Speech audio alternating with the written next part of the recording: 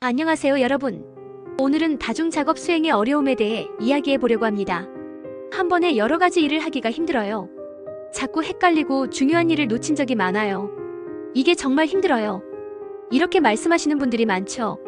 여러 가지 일을 동시에 하려다 보니 자꾸 헷갈리고 중요한 일을 놓치는 그 모습은 정말 안타깝습니다. 이건 농담이 아닙니다. 할아버지의 뇌가 조금씩 힘들어하고 있다는 신호일 수 있습니다. 다중작업이 힘들다는 것은 정말 불안한 일이에요. 나 자신도 가끔 이거 다 어떻게 하지? 하면서 스트레스를 받을 때가 많아서 할아버지의 기분을 이해합니다.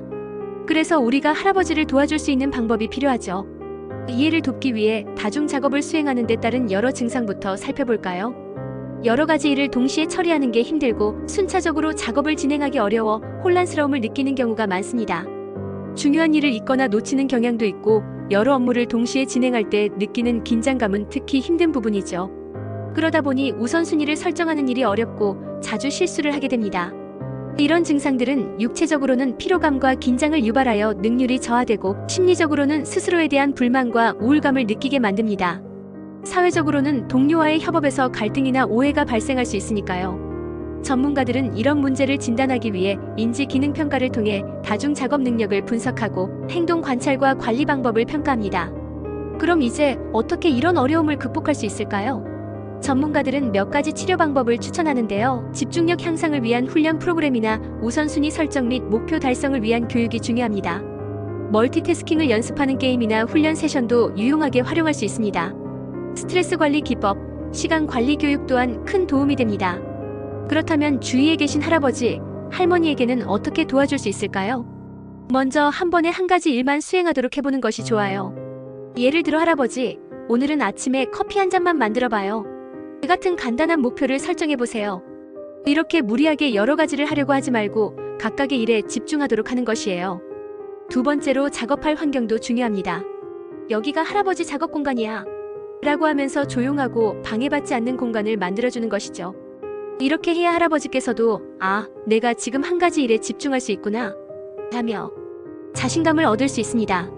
마지막으로 우리가 함께 작은 일부터 하나씩 해내며 소중한 기억을 만들어 간다면 후회는 남지 않을 것입니다. 오늘은 이렇게 다중작업 수행의 어려움에 대해 알아보았습니다. 일상에서 느끼는 불편함을 함께 이야기하고 극복해 나가는 것이 얼마나 소중한지 함께 힘내보아야겠습니다. 그럼 여기서 자주 묻는 질문들을 몇 가지 정리해 볼게요. 첫 번째 질문은 다중작업 수행의 어려움은 노화의 자연스러운 과정인가요? 에 대한 것입니다. 네, 어느 정도는 그렇지만 조기에 문제를 인지하고 적절한 대처를 한다면 극복할 수 있습니다. 두 번째 질문은 어떻게 하면 다중작업 능력을 향상시킬 수 있나요? 입니다. 차근차근 목표를 설정하고 하나씩 처리하는 연습이 효과적입니다. 세 번째 질문은 전문가에게 언제 도움을 요청해야 하나요? 입니다. 지속적으로 어려움을 느낀다면 즉시 상담하는 것이 좋습니다. 네 번째는 가족은 어떻게 지원할 수 있나요? 라는 질문으로 격려와 함께 작은 목표를 세우도록 돕는 것이 중요합니다. 마지막으로 자가치료는 효과가 있을까요? 라는 질문에 대해선 지속적인 연습과 작은 성공의 경험이 긍정적인 변화를 가져올 수 있다는 것을 말씀드릴 수 있습니다. 여러분도 이렇게 다중작업 수행의 어려움에 대해 함께 이야기해보며 소중한 기억을 나누고 도와주셔서 감사합니다. 다음에 또 만나요.